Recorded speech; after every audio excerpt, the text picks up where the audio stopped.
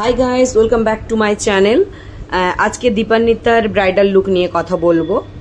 তো দীপান্বিতার বিয়ের ডেট ছিল 1 মে।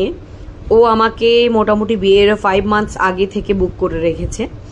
অ্যান্ড ও আমার এমন ব্রাইড যার কোনো রকম কোনো ডিমান্ড ছিল না, শুধু আমাকে বলেছিল যে আমার স্কিনের আন্ডারটোনটা ঠিক রেখো। দ্যাট মিনস ওর স্কিন টোনটা মিডিয়াম টু ডিপ, তো বলেছিল ওর টোনটা যেন খুব বেশি ফেয়ার না হয়, নর্মালি যতটা গ্লসি করার অতটাই।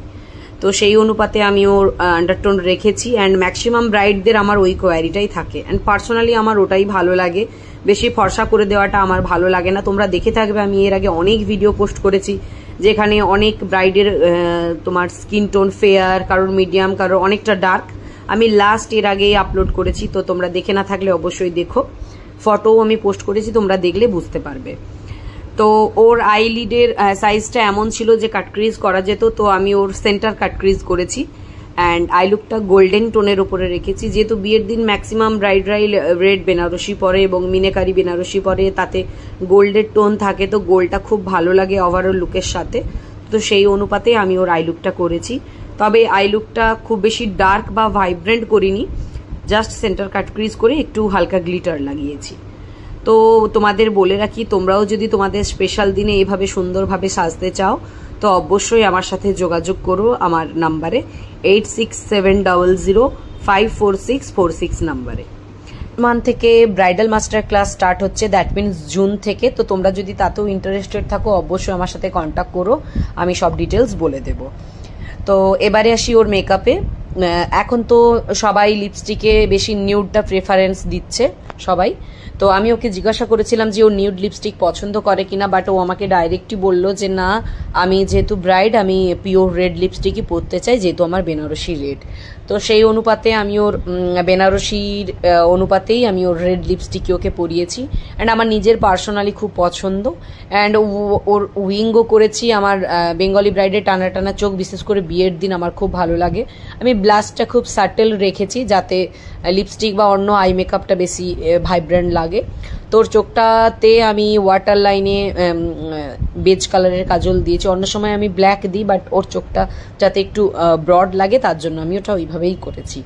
তো ও আমাদের সবার ওর লুক খুব পছন্দ হয়েছে এবং ওর চেহারা দেখেই তোমরা বুঝতে পারছো যে ওর লুকটা খুবই পছন্দ হয়েছে। যেহেতু ওর বিয়েটা এই মান্থের দিকেই ছিল, তো আমি খুব টেনশনে ছিলাম মেকআপ নিয়ে, বিকজ প্রচুর গরমে মেকআপ মেল্ট হওয়ার চান্সেস থাকে। যদিও বা আমরা এসি রুমেই সাজিয়েছি, সমস্ত কিছু এসি রুমে করেছি, কিন্তু একটা সমস্যা হয়েছিল, ওর প্লেসটা খুবই শর্ট ছিল।